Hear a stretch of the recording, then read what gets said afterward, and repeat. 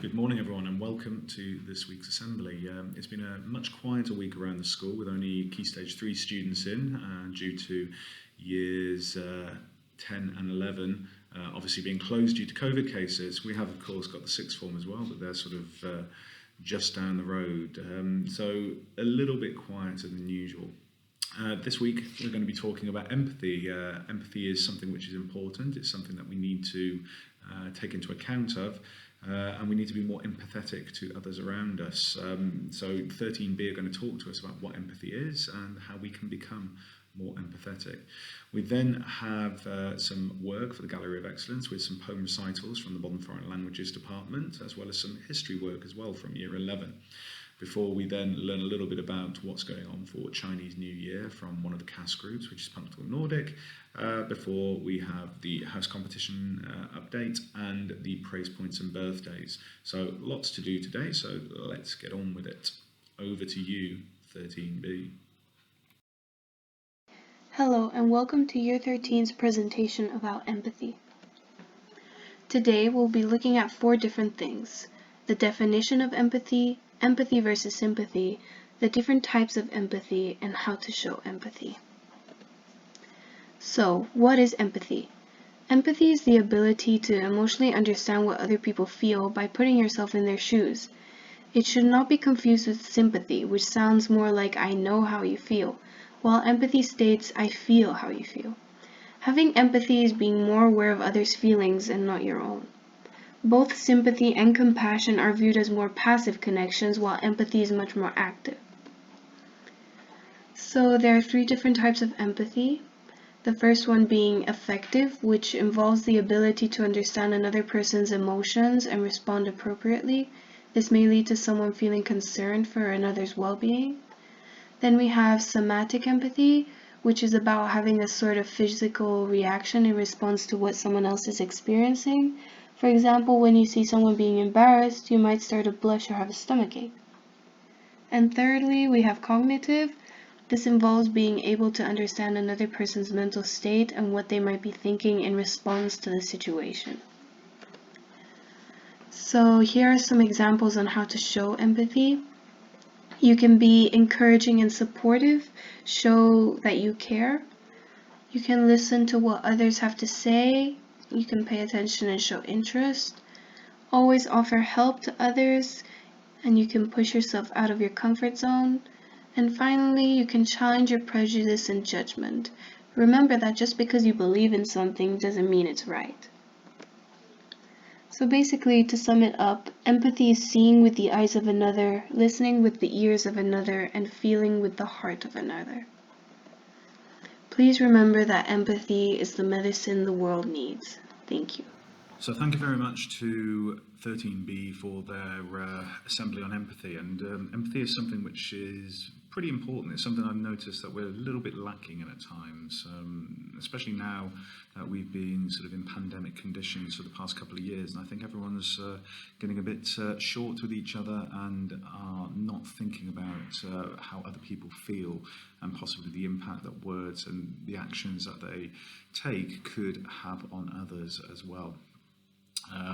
It's something that I think we need to work on over the next sort of couple of months or so and going forward in order to get back to where we were, where we're sort of a bit more caring, shall we say, sometimes. We're now going to move on to the Gallery of Excellence, and this week we have some work from the Modern Foreign Languages with a poetry competition that they've been participating in with reading poetry, and we've got some examples from Spanish and we also have some examples in German as well. And after that we also have some work that's been done in history, part of revision regarding the Cold War. La plaza tiene una torre, de Antonio Machado. La plaza tiene una torre, la torre tiene un balcón. El balcón tiene una dama, la dama una blanca flor. Ha pasado un caballero, quien sabe por qué pasó, y se ha llevando la plaza con su torre y su balcón, con su balcón y su dama, con su dama y su blanco flor. Agua, ¿dónde vas? De Federico García Lorca. Agua, ¿dónde vas? Riendo voy por el río a las orillas del mar. Mar, ¿a dónde vas? Río arriba voy buscando fuente donde descansar. Chopo, ¿y tú? ¿Qué harás? No quiero decirte nada. Yo, temblar. ¿Qué deseo, qué no deseo por el río y por la mar? 4 pájaros sin rumbo en el alto chopo están.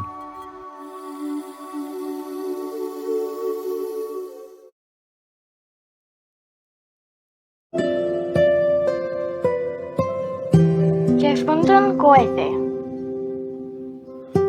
Ich ging im Walde so für mich hin, und nicht zu suchen, das war mein Ziel. Im Schatten sah ich ein Blumen stehen, wie Sterne leuchten, wie Äuglein schön. Ich wollte sprechen, da sagte es fein, soll ich suchen, welchen Gebrochen sein. Ich grub mit allen den Würflein aus, zum Garten trug ich ans Hufens Haus, und platzet Feinde am stillen Ort, nun schweigt es immer und so fort. So well done to Sever, Roman and Clementine for your excellent recitations of poetry in various languages there. I think it was Roman and Sever in Spanish and Clementine in German. So we're now going to have a look at some work that's been done by Year 11 in terms of revision for history. They've been studying the Cold War, and obviously as we approach the examination period, it's now time to start revising. And there's lots of different approaches which have been taken here. So from Lucas, Andrea and Eden, we've got sort of a question here which was about the Hungarian uprising in 1956 and why did the Soviet Union destroy it. So they've started to put together a presentation discussing. Then we have timelines as well, so a timeline of events here which has been put together with regards to the fall of communism in Poland and the unrest, the foundation of solidarity, and then the martial law that took place in 1981. We then have sort of a fill the gap exercise here, which has been put together by another group about who was Nikita Khrushchev. Or then a PowerPoint caption challenge or a picture caption challenge where you have to give a bit of explanation.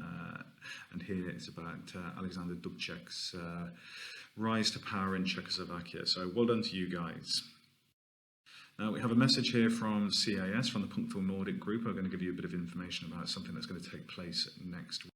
Of course, as you'll be aware, it is the Lunar New Year, so our Chinese students will be celebrating currently for Chinese New Year. And on Wednesday, February the 9th, Punctual Nordic are going to be organising some activities, so you'll have the opportunity to find out your zodiac horoscope for the coming year, enjoy a selection of pre-packaged Asian snacks, and also participate in competitions to win some red M&Ms. And they're going to have a stall at lunchtime in the playground in front of secondary school. So we now move on to the house points for this week on Friday, February the 4th. And as you can see, Transylvania are stretching their lead massively, almost 1,000 points ahead of Dobrodja now, with Muntenia sort of dragging behind with 5,900 points. So there's a lot of work to be done for Dobrodja and Muntenia to be able to catch up with Transylvania. Now, hopefully we'll have a few more house competitions coming up in the next couple of weeks or so, especially after the half-term holiday, where hopefully things will settle down a little bit and we might be able to even start off some sporting competitions as well, because I know that sports prefects have got a lot of ideas. Now, in terms of praise points, again, people have now managed to achieve their praise point certificates, and as you can see here, we've got Andre and Adelina, who have both managed to get over 100 points now and getting their second tutor certificates, with lots of others getting their 50 praise point certificate, their first tutor certificate, including some people in Year 12 and Year 13 and Year 11, which is great to see, so well done to you guys. Now, the penultimate thing to talk about is, of course, birthdays. And this week, we wish a happy birthday to the following people, including one person who asked me not to do this, but I've done it anyway. So happy birthday to you, Radu, for your birthday today. Happy birthday to May on Sunday. Happy birthday to Jie for Monday next week. Happy birthday to Diana for Tuesday next week. And Dennis, it's your birthday next Thursday, so I wish you all a happy birthday. So the last thing is for me to wish you all a great weekend. Stay safe. Obviously, there's lots of COVID going around at the moment. We've already got 4 classes closed, and hopefully they'll be back with us next week. But it would be a shame if any more classes have to close. So if you are going out, please make sure that you take all the precautions, and hopefully I will see you all on Monday.